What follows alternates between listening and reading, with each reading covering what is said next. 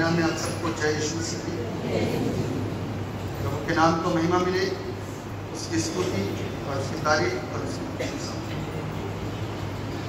हम जीवते परमेश्वर की आराधना करने के लिए यहाँ पर मौजूद हैं और उसके वचन से सीखने के लिए और उसके वचन को और उस सच्चाई को और उस सत्य को ग्रहण करने और उसे जानने के लिए यहाँ पर आज इकट्ठा हुए हैं।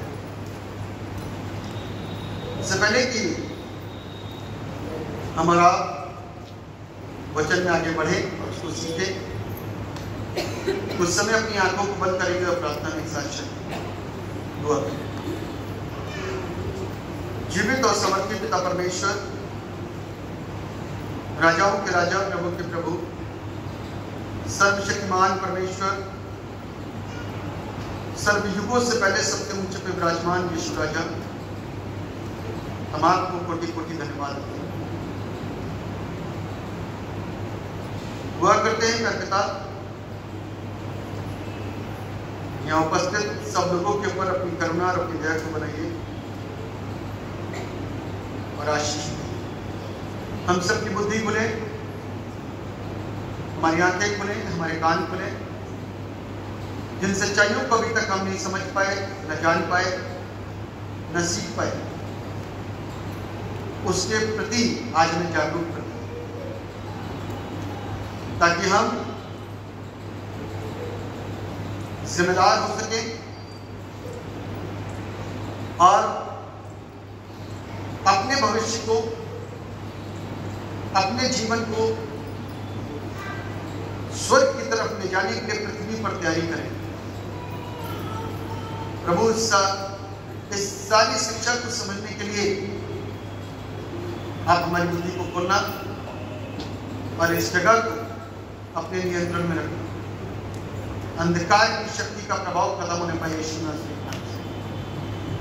और आपकी बड़ी बरकतें प्रभु यहाँ पर ठहर सके, महिमा से था। आप बढ़े और हम घटे, आपका नाम मिला यीशु के नाम से।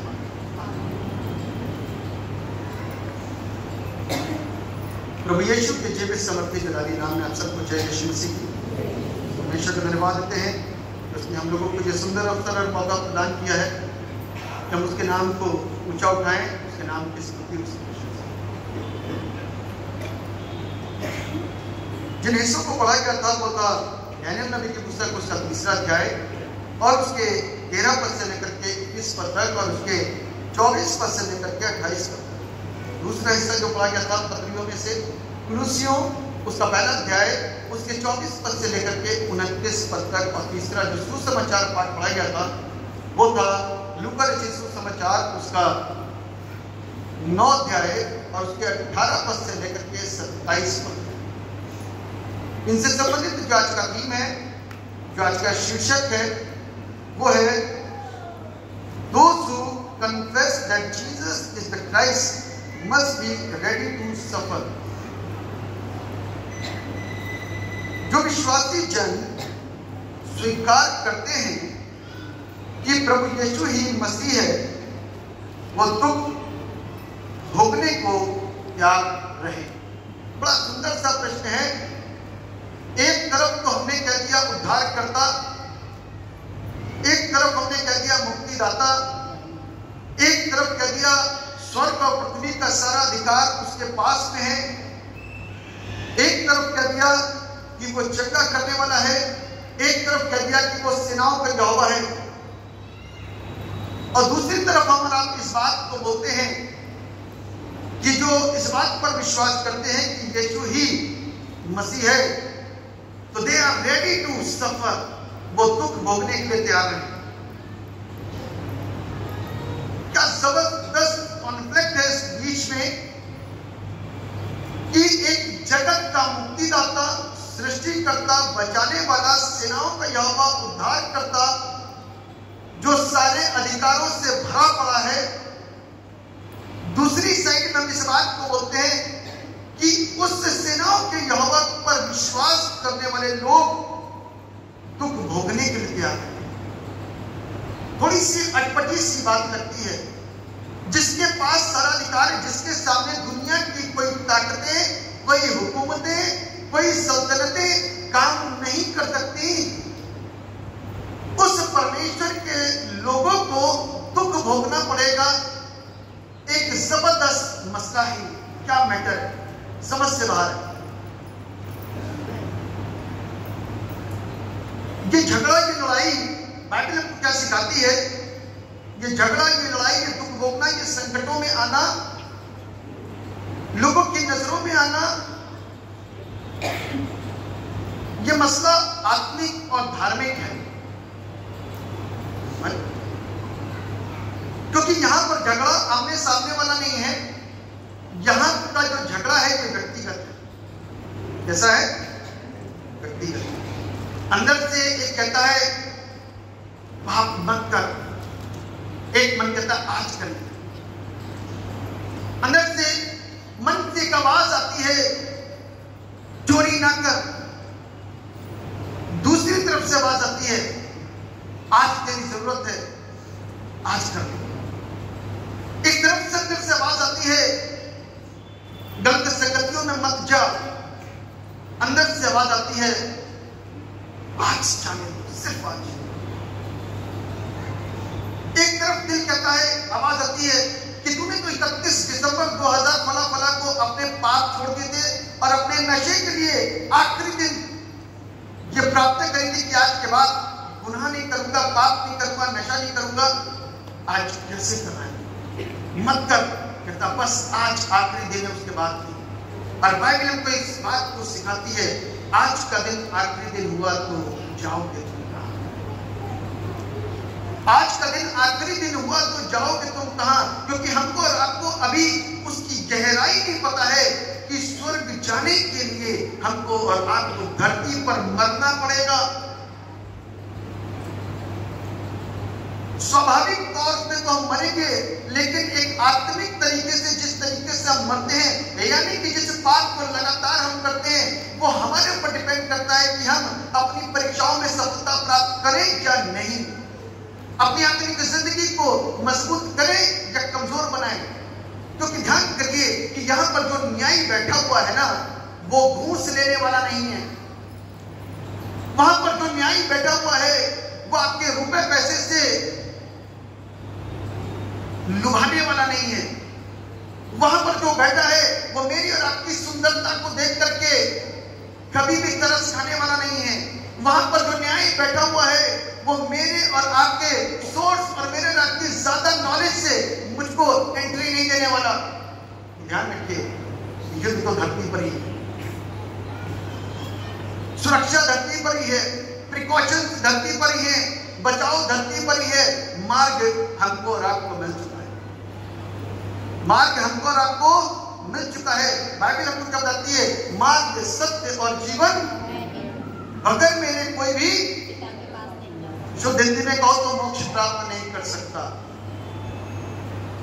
धार्मिक अनुष्ठान हमको परमेश्वर के राज्य में कभी नहीं पहुंचा सकते। लिखित रूप में पुस्तकों में लिखा हुआ है बड़े अच्छी तरीके से। यदि वेदों को पढ़ेंगे तो वहां पे बड़ा स्पष्ट लिखा हुआ है कि बड़े बड़े धार्मिक अनुष्ठान हमको ईश्वर तक नहीं पहुंचा सकते, मोक्ष नहीं दिला सकते। उसके लिए क्या करना है? पाप को मान करके पाप को त्यागना है। क्या करना है? पाप को मान करके पाप को त्यागना है। सबसे मुख्य बात कि पाप को माने कौन? सबसे मुख्य बात कि पाप को माने कौन?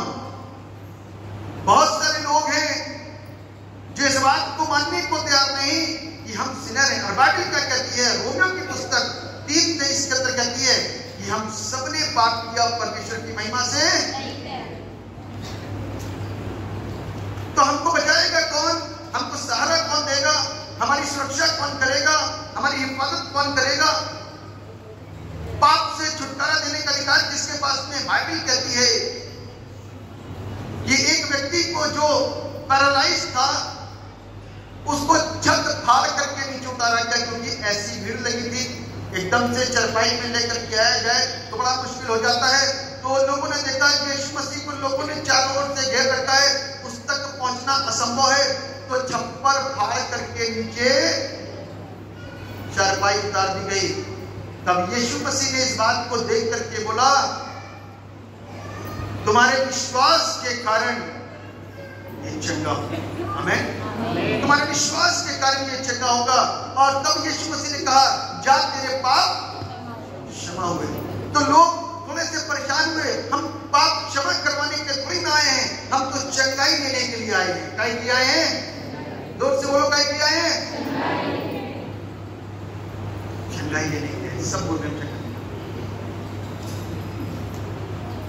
बाइबल हमको क्या सिखा रही है? यीशु मसीह यदि आज आपके पाप को क्षमा करे तो वो अच्छा है कि यीशु मसीह आपको चंगा करे, वो अच्छा है। बताइए, तो चंगाई की जरूरत तो नहीं रही? पक्का? भीड़ तो नहीं लगेगी आज? मालूम है, एक शुरू में गीत गाया गया, राहों में कांटे अगर हो तो रुकना नहीं, चलते जाना। यीशु अगर साथ हो तो उस पर राहों में कांटे तो आएंगे जब आप यीशु के साथ चलोगे। ऐसे कांटे नहीं आएंगे। आप बीड़ी पियो, सिगरेट पियो, नशा करो, कुछ भी करो, कोई प्रॉब्लम नहीं है। कुछ भी बात करो, कोई दिक्कत नहीं है, कोई समस्या नहीं। आपको ना पड़ोसी बोलेगा, ना रिश्तेदार बोलेगा, ना मित्र बोलेगा, कोई दिक्कत नहीं है। लेकिन जब आप यीशु मसीह के साथ चलना शुरू करोगे तो उस दिन क्या होगा? सब लोग इस बात को बोलेंगे, ए क्या कर रहा तू? आजकल सुना है कि चर्च जा रहा है, आजकल सुना है कि तू वहां उनके बीच में जाने लग गया, क्यों जा रहा है? क्या बोलोगे आप? क्या बोलोगे आप? क्या बोलोगे? अरे कोई तो जवाब है? Very good. और गांव के प्रधान आकर के पकड़े तब क्या बोलोगे? 10 आदमी 50 आदमी आकर के पकड़े, है कोई नहीं जाएगा, तो क्या आप कहीं बैठो अपने घर में, तब क्या करोगे? हम सारे बोलेंगे? सारे नहीं बोल रहे, 2 लोग बोल रहे, बस सिर्फ 2 लोग बोल रहे, बाकी के लोग हैं हम डट के मुकाबला करेंगे। हमें क्यों? क्योंकि यीशु ने हमें प्यार को मत भूलना। आप ये सोचो कि यीशु मसीह कितने साल पहले आया है? 2022 साल, ठीक, 2022 है ना? इतने साल हो गए। और इतने साल से यीशु मसीह अभी मेरा आपका इंतजार कर रहा है, मेरे बेटे और मेरे बेटी कब आएंगे। मालूम? अब आप सोचो, आप बच्चों को पाल पाल के बड़ा करो और बच्चे आपको नाराज कर दे, बच्चे आपको दुख दे, बच्चे आपके कहने पर ना चले, बच्चे आपको गाली गलौज करें, तरह तरह की बातें करें, तो कैसा लगेगा? मैं इतने साल से सेवा कर रहा हूं, 18 साल से, और 18 साल में इतना आदमी यहाँ पर आया और ठीक होकर चला गया, वापस कहाँ है? उन्हीं सारी चीजों में। तो मुझे क्या हुआ? दुख लगना चाहिए। क्या होना चाहिए? दुख होना चाहिए। यीशु मसीह जब स्वर्ग से देखता है तो कहता, मैंने कितनों को कैंसर से ठीक करा, कितने लंगड़े चलाए, कितने अंधों को दिखाया, कितने कोढ़ियों को चंगा करा, आज लोग वापस। उसे भी थोड़ा कहीं ना कहीं दुख होता है। आपने और मुझने, मैंने उसको उस तरीके का सेटिस्फेक्शन, वो सर्टिफिकेट नहीं दिया कि प्रभु जान चली जाए लेकिन तुझे नहीं छोड़ेंगे। किसी ने इस तरीके का सर्टिफिकेट उसको नहीं दिया। जेलू ने कहा, प्रभु, पतरस ने बोला, प्रभु तुझे छोड़ करके कहीं नहीं जाऊंगा। बोला था ना पतरस? क्या हुआ? 3 बार इनकार करा। मालूम क्यों? मालूम क्यों? जान जाने का डर था, है ना? लोगों ने बोल दिया कि इस पर तो उसके साथ ही देखा गया था। कहेंगे कौन कहता मैं उसके साथ? कौन कहता मैं उसके साथ में था? लॉर्ड ऑफ लॉर्ड जो पतरस से कहता, आजा पानी पे, प्रभु तू ही है, आ जाओ। कहता हाँ आजा। आज कहता कौन कहता है कि मैं उसके साथ था? इसकी बोली भी इसका भेद बोलती है, नहीं नहीं नहीं, मैं उसके साथी नहीं हूं। 3 बार ही डिनाइड तो मेरी और आपकी क्या 90% लोग डिनाई करें, 90% आदमी डिनाई करें। लेकिन मालूम क्यों? मैं आपको एक चीज, राज की बात बता रहा हूं, ध्यान से सुनिएगा। लेकिन जब पतरस को क्रूस दिया गया तो पतरस ने कैसा क्रूस लिया? उल्टा क्यों लिया? आज ये पतरस जिसने मना करा था कि मैं उसे नहीं जानता, आज ये पतरस वापस यीशु के पास आकर के कहता है कि मैं उसकी बराबरी नहीं कर सकता, मुझे सीधा नहीं, मुझे मैं उसकी बराबरी नहीं कर सकता। See the love with God. How many of you, आप में से कितने जो जबान को बोल सकते हैं कि प्रभु को छोड़ करके अब कहीं नहीं जाने वाला, मृत्यु से गले लगना पसंद करूंगा लेकिन यीशु को कभी नहीं छोड़ूंगा? आमीन, आमीन, आमीन, आमीन। देखा देखी नहीं, देखा देखी नहीं। 2 लोग थे जो शुरू में हाथ उठाया, सबसे पहला सबसे दूसरा। आमीन, देख करके नहीं,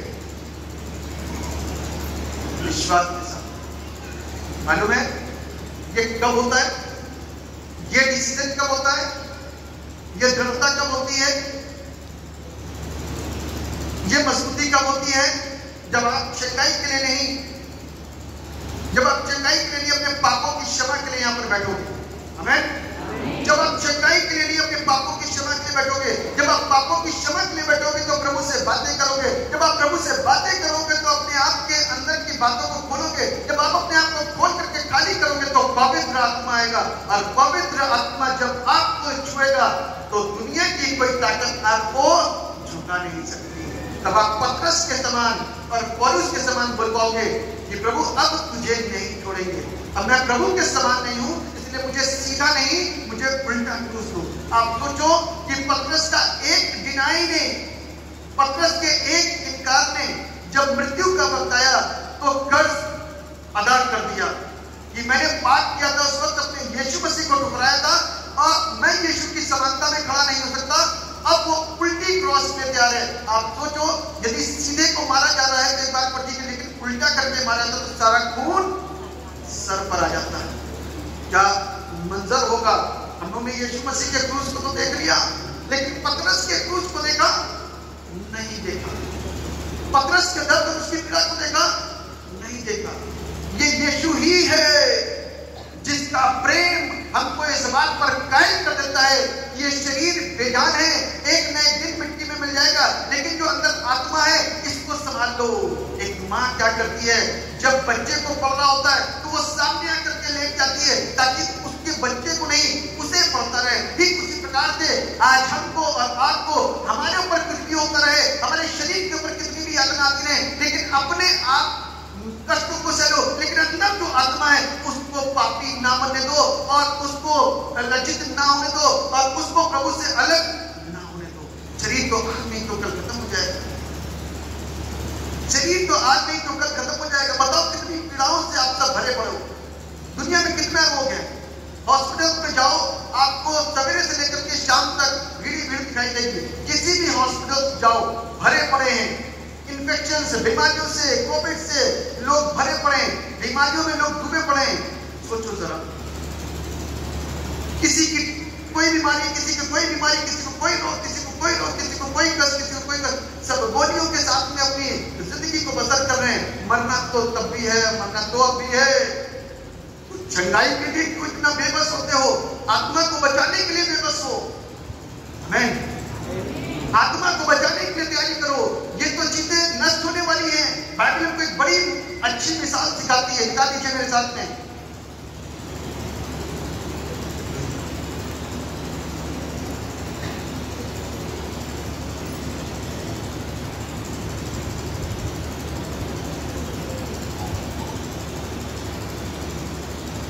लिखा हुआ है लूका लिखे सुसमाचार उसका 9 अध्याय और उसके 18 पद से पढ़े जिस किसी को मिले।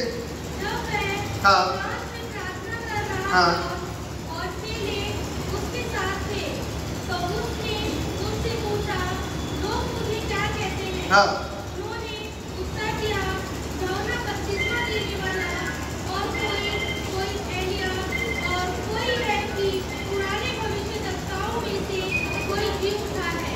हाँ उसने उनसे पूछा, परंतु तुम मुझे क्या कहते हो? हाँ पतरस ने उत्तर दिया, परमेश्वर का मसीह। हाँ। तब उसने उन्हें सिखाकर कहा कि यह किसी से ना कहना। बस लिखा हुआ है प्रश्न है, पतरस का यीशु को मसीह स्वीकार करना। आप भी आज यहाँ पर मौजूद हैं, यीशु मसीह को क्या जानते हैं, क्या मानते हैं, क्या कहते हैं? आपकी सोच में यीशु मसीह कौन है? आपकी नजर में यीशु मसीह कौन है? आपके मुंह के शब्दों में यीशु मसीह कौन है? कोई जानता है यीशु मसीह कौन है? जीवित परमेश्वर। हमें यीशु मसीह कौन है? जीवित परमेश्वर। हमने और आपके मुंह से इस बात को स्वीकार करा। अब पतरस के ऊपर छुरी लटकी हुई थी और इस पतरस ने क्या दिया? मैं इसे नहीं जानता। किसको? यानी कि हमारा ईमान वहां पर टूट जाएगा, हमारा ईमान वहां पर खत्म हो जाएगा जब हमारे ऊपर मृत्यु आती हुई दिखाई देगी। जब हमारे ऊपर मौत सवार होगी तो हमारा ईमान क्या हो जाएगा? टूट जाएगा और खत्म हो जाएगा। जब हमारे परिवार पर आंच आती हुई दिखाई देगी, हमारे परिवार के लोग मरते हुए दिखाएंगे, दिखते चले जाएंगे, तो क्या होगा? हमारा ईमान खत्म हो जाएगा। ये वो पहाड़ है जिस पर चढ़ते हुए हमको काफी मेहनत करने की जरूरत है। मैंने बहुत सारे लोगों को बोलते और कहते सुना है, बहुत सारे लोगों को प्रभु की बड़ाई करते सुना है, और बहुत सारे लोगों को वापस लौटते भी देखा है। बहुत सारे लोगों को, यहाँ भी बहुत सारे लोग आए और आते हैं, और वापस मैं उनके अंदर एक कमजोर विश्वास को देखता हूँ। वापस उनके अंदर उनको उन्हीं चीजों में, उन्हीं मान्यताओं में जाते हुए देखता हूँ। वापस उन्हें हार मानते हुए देखता हूँ। वापस उन्हें दोबारा से दुख भोगते हुए देखता हूँ। मैं नाम नहीं लूंगा, लेकिन हाँ, बहुतों को मैंने देखा।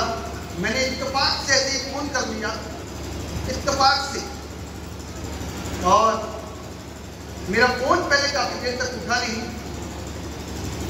उसके बाद में मैंने किसी दूसरे को फोन किया। मैंने कहा, भाई फोन क्यों नहीं उठ रहा? कहेंगे, पाजी साहब वो लोग तो वापस चले गए किसी मुल्कों में। क्या हुआ? वो लोग तो वापस चले गए उन्हीं मुल्कों में। इंसान करता है, और परमेश्वर आपके डर को जानता है। जो रोज शैतान शैतान शैतान शैतान करता है ना, वो शैतान के हाथी पकड़ा जाता है। जो यीशु का नाम लेकर के आगे बढ़ता है, शैतान के बाप में इतनी ताकत नहीं कि वो यीशु के लोगों को टच भी कर ले और छू ले। आमीन। शैतान के अंदर हिम्मत नहीं है। मैंने आपको पिछली बार भी इस बात को प्रचार किया था और बताया था कि शैतान यीशु को पहचानता है, और बाइबल कहती है कि मैं यीशु को जानता हूं और पौलुस को पहचानती हूं। दो चीजें, यीशु को जानता हूं, यीशु कौन है? जगत का मुक्तिदाता। आप और हम नहीं जानते, कई लोग नहीं जानते, लेकिन शैतान जानता है कि वो जगत का सृष्टिकर्ता और मुक्तिदाता है। उसके हाथों में पड़ना भयानक बात है।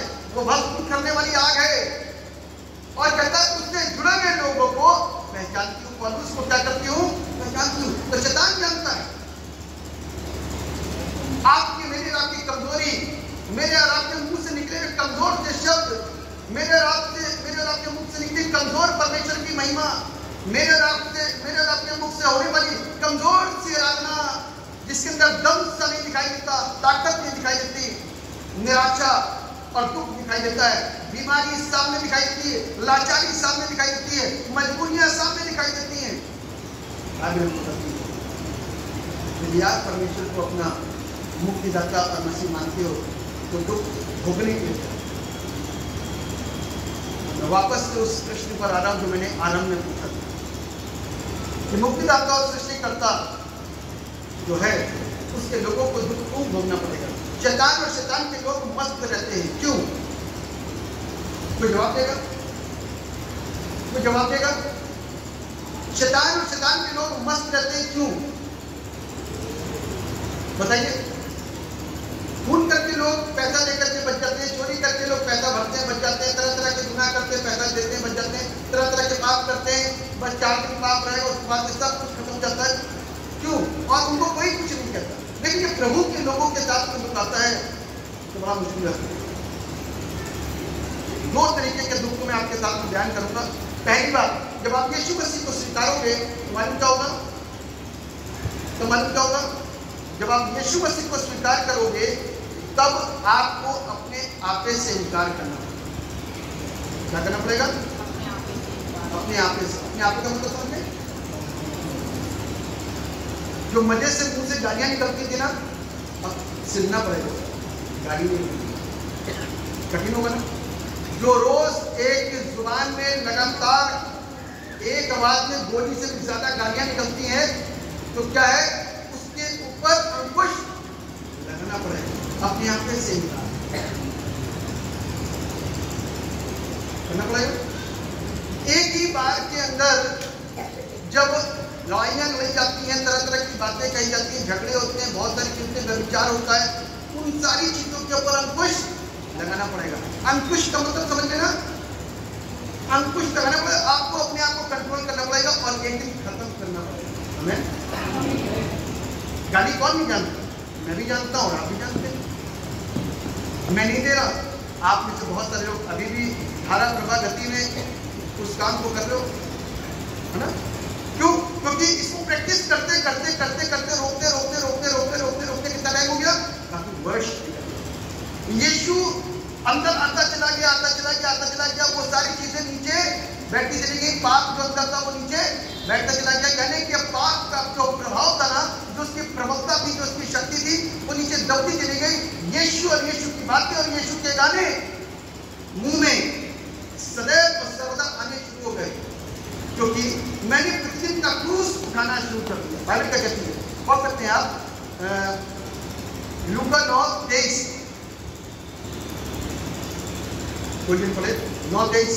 उसने सबसे कहा, हाँ, यदि कोई मेरे पीछे आना चाहे, ध्यान से सुनिएगा, यदि कोई यीशु के पीछे आना चाहे, ध्यान से सुनिएगा। आप सब कहाँ आए हो? चर्च में, यानी कि यीशु के पीछे। क्योंकि चंदा कौन करेगा? ये नहीं करेगा इंसान, वाली साहब नहीं करेंगे, यीशु करेगा। तो इससे भेंट किससे करनी है? मुझसे नहीं करनी, यीशु से करनी है। प्रार्थना किससे मांगनी है? मुझसे नहीं मांगनी, यीशु से मांगनी। आपकी चंगाई में देर क्यों होती है? ताकि आप अगले संडे का इंतजार करते हो कि पादरी साहब को मुलाकात करेंगे और प्रार्थना कराएंगे, तब ठीक हो जाएंगे। आप नेक्स्ट संडे का इंतजार करते हो, आप सेम डे घुटने टेक करके रो करके प्रार्थना नहीं करते। आप सोचो कि यदि आपने घुटने टेक करके प्रार्थना मांगी और दुष्ट आत्मा को, बीमारी को डांटा, हुक्म दिया कि निकल जाओ इस घर से, तो क्या होगा? उसी दिन आप परमेश्वर की उस सामर्थ को अधिकाई के साथ में प्राप्त होंगे, तब पादी साहब की जरूरत नहीं पड़ेगी। तब आपका व्यक्तिगत विश्वास अपनी प्रार्थना पर और यीशु पर हो जाएगा। तो यीशु के पीछे चलो ना, सीधे आगे चल जाओ। पढ़िए, तो अपने आपे से इनकार करे, अपने आपे से इनकार करे और प्रतिदिन प्रतिदिन अपना क्रूस उठाए उठाए हुए मेरे पीछे बोले, और मेरे पीछे बोले। मालूम है अपना क्रूस को उठाना? क्रूस मालूम क्या है? कष्ट, चीजों को इनकार करना। जो चीजें हमारी प्रतिदिन की थी, जो आदतें हमारी प्रतिदिन की थी, जो स्वभाव हमारी प्रतिदिन की थी, जो मान्यता हमारी प्रतिदिन की थी, जो काम हमारे प्रतिदिन के थे, जो योजनाएं हमारी प्रतिदिन की थी, जो चोरी चकारी हमारी प्रतिदिन की थी, उन्हें सारी चीजों को छोड़ना और त्यागना है। जो छल, जो षड्यंत्र, जो दिमाग को इतना बोझ देकर के भीगी बाहर रखा है ना, ये क्या है? जितना यहाँ पर बोझ डालोगे, जितनी चालें चलोगे, उतना ज्यादा उलझोगे, उतना ज्यादा पाप में पड़ जाओगे। बाइबल हमको बचाने के लिए आया, यीशु हमको बचाने के लिए आया। यीशु इस धरती पर आया, बचा सकता है, हमको बचाने के लिए आया, और वो हमको एक झटके के अंदर अपने पास बुला सकता है। लेकिन वो मुझको और आपको अब अपने पास कहता है कि उसके पास आओ और उसको अपना जीवन संपूर्ण तरीके से सौंप दो और दे दो। संपूर्ण तरीके से सौंप दो और दे दो। अपने बात को छोड़ दो। ये लड़ाई है हमारी व्यक्तिगत लड़ाई है। कैसी? व्यक्तिगत। और जब हमारा आत्मिक जीवन बढ़ेगा ना, तब लड़ाई होगी आत्मिक शैतान से, जो दिखता नहीं है और हमें भी नहीं दिख रहा, आपको भी नहीं दिख रहा, लेकिन लड़ाई हो रही है। आपकी प्रार्थनाएं दुष्ट आत्मा को निकाल के बाहर पटक के फेंक के मारती है। तो ये क्या है? लड़ाई में आप विजय हासिल कर दो। किसके नाम से? यीशु के नाम से। तो यीशु ने हमको बल और ताकत और ऊर्जा की प्राप्ति होती है। यही चीज में यहाँ पर लिखा हुआ है, यदि कोई अपना प्राण बचाना चाहेगा वो उसे खोएगा, परंतु जो कोई मेरे लिए अपना प्राण खोएगा वही उसे बचाएगा। हम और आप यदि अपने चक्कर में पतरस अपने प्राण को बचाने की कोशिश कर रहा था, क्या कर रहा था? प्राण को बचाने की कोशिश कर रहा था। तो यीशु की नजर में क्या हो गया? यीशु की नजर में क्या हो गया? पतरस धोखेबाज। कैसा हो गया? पतरस, यीशु ने पलट के देखा तो मुर्गे ने 3 मांग दी और पतरस फुट करके ढूंढने लगा कि मैंने पाप कर दिया। धन्य है वे लोग जो पतरस के समान है। कम से कम रियलाइजेशन का तो आत्मा है। रियलाइज तो करते हैं कि हमने पाप किया, रियलाइज तो करते हैं कि हमने गलती करी। वही चीज बाइबल बताती है, यदि कोई अपना पाप बचाना चाहेगा तो वो उसे खोएगा, प्राण बचाना चाहेगा तो उसे खोएगा, परंतु जो कोई अपने मेरे लिए अपना प्राण खोएगा वही उसे बचाएगा।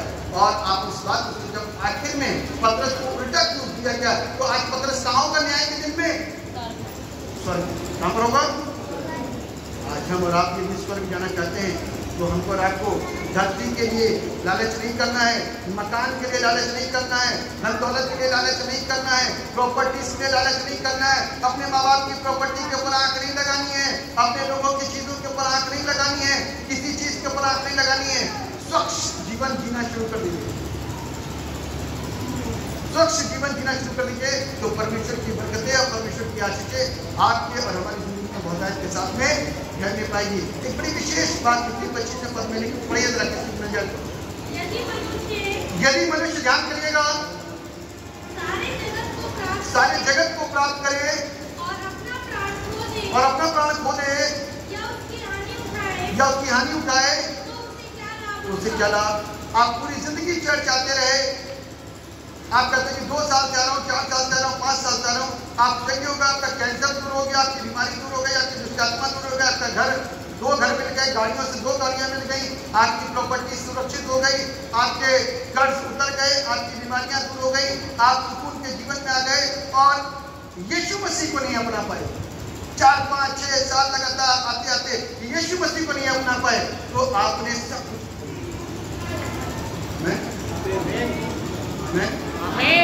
यदि आप यीशु मसीह को यहाँ आने के बाद में अपना नहीं पाए ना, तो आप सोचो कि आपने सब कुछ खो दिया।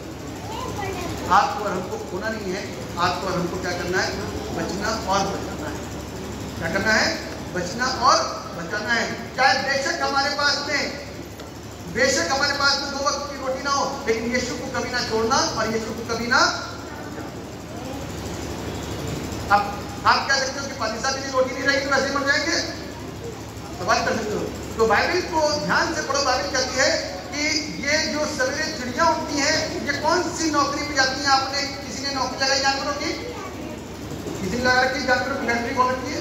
कोई नौकरी लगा रखी है? नहीं। वो कहाँ जाते हैं? थोड़ी सी मेहनत करते हैं, उड़ करके जाते हैं और खाना लेकर के आते हैं। यानी कि एक दिन का उनके भोजन के लिए ऐसा नहीं कि परमेश्वर ने इंतजाम नहीं किया। जब परमेश्वर जानवरों के लिए इंतजाम कर सकता है, छिपकलियों के लिए इंतजाम करता है, जाड़े के समय में, ये बरसात के समय में छोटे छोटे कीड़े, एक दिन के कीड़े, 2 दिन के कीड़े आते हैं और अपने जीवन को जीते और खत्म हो जाते हैं। जब बड़ा जानवर छोटे जानवर को खा लेता है तो क्या होता है? उसका इंतजाम है। ये इंतजाम है परमेश्वर का। यदि सारे जानवर सब सुरक्षित रहे, एक बार के अंदर जो जानवर कई बच्चे 10, 15 बच्चे देता है, यदि उसमें मृत्यु ना हो, यदि इंसान उसको ना खाए, तो आप सोचो कि इंसान जो एक बार के अंदर साल में 9 महीने के अंदर 1 बच्चा पैदा करता है या 2 बच्चे पैदा करता है, तो सोचो जानवर 15 पैदा कर रहा है तो कितना होगा? कोई इंसान मिलेगा कि जानवर? कौन मिलेगा? जानवर। तब आपको वो खाएंगे, आप उसको नहीं खा पाओगे। मालूम है? परमेश्वर का इंतजाम है। किसका इंतजाम है? परमेश्वर को जानो और उसको समझो। परमेश्वर को जानो और उसको समझो। पतरस से एक सवाल करा गया, तू मुझे क्या कहता है? तू तो परमेश्वर का मसीह है। आज मेरा आपका प्रश्न है कि आप प्रभु को क्या कहते हो? यदि वो जगत का मुक्तिदाता है, यदि वो जिंदा परमेश्वर है, तो इसी जिंदा परमेश्वर को 4 दिन के बाद छोड़ क्यों देते हो? 10 दिन के बाद छोड़ क्यों देते हो? 1 साल के बाद छोड़ क्यों देते हो?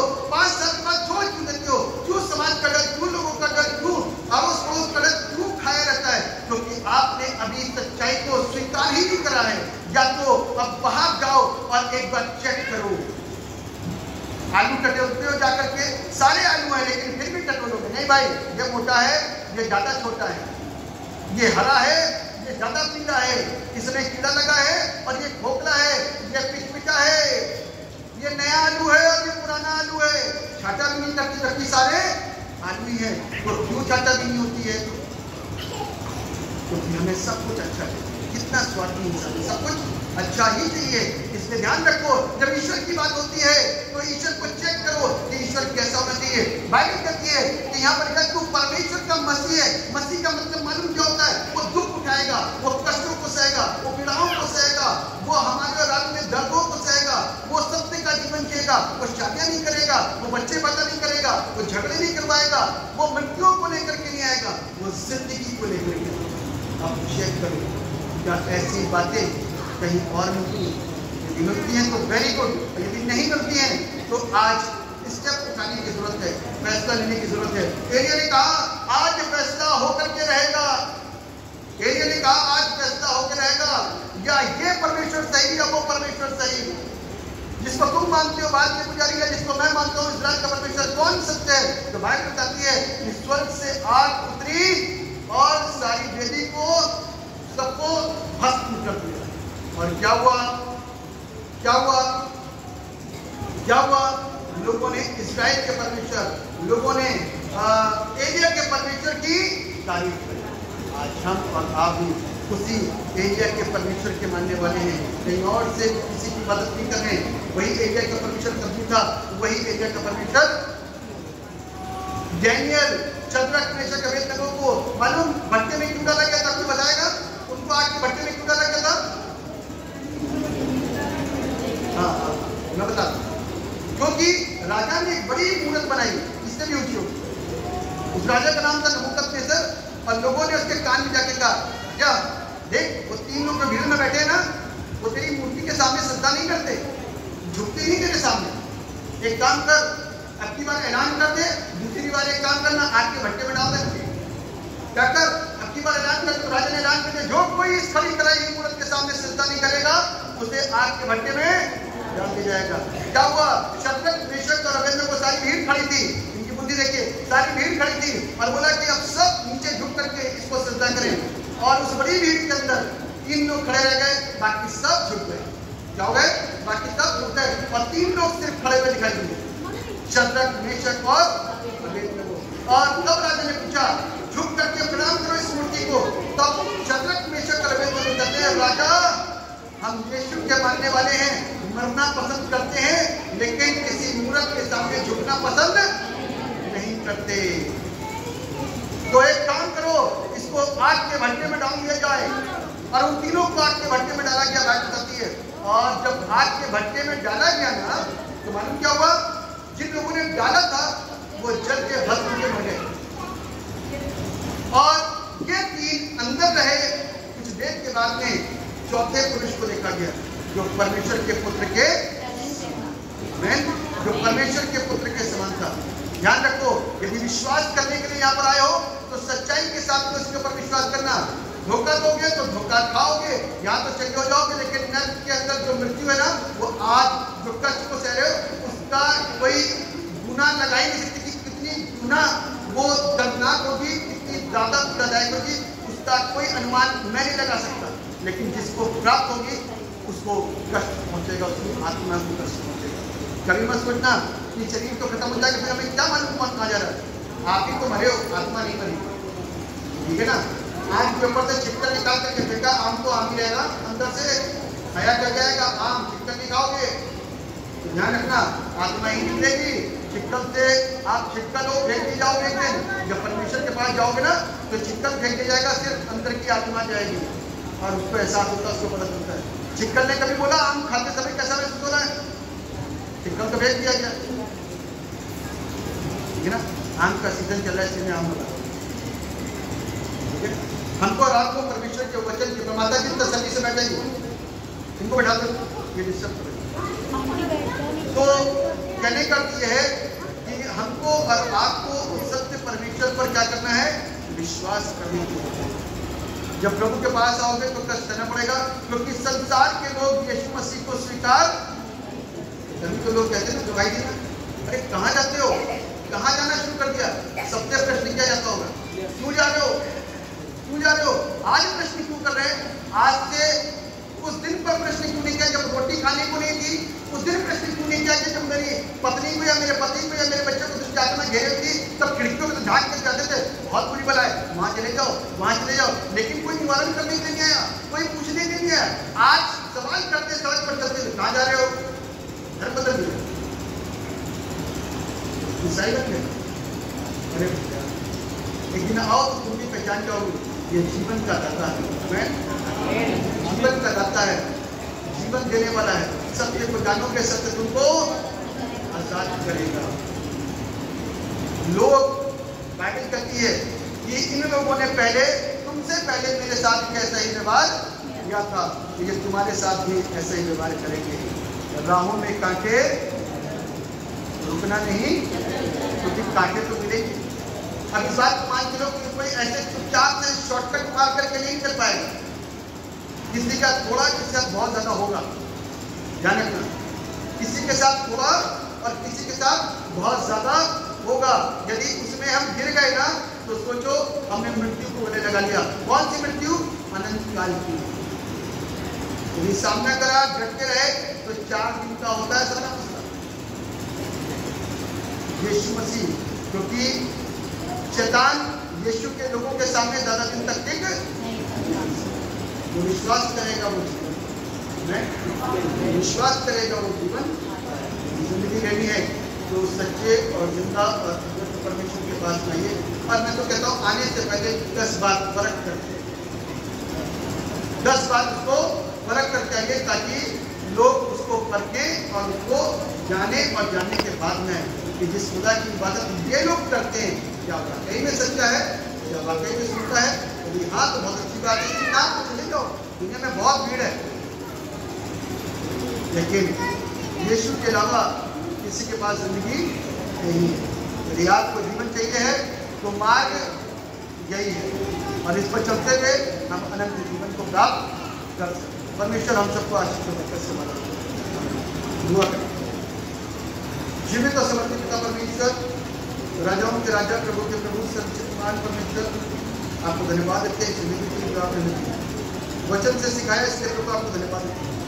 हमें अपने आप को मजबूत करना, अपने आप को दृढ़ करना है, हमें अपने आप को विश्वास किया, हमें अपने आप को अविश्वास से दूर करना है, हमें अपने आप को उस विश्वास में पक्का करना है जिसमें आज हमने अपने कदम को बढ़ाया है, अर्थात उस यीशु के पास में आना है जो जगत का मुक्तिदाता उद्धार करता है, उसको परखना है। बाइबल कहती है, शायद भजन संहिता उसका 34 उसके 8वें पद में लिखा है, परख कर देखो यहोवा कैसा भला है।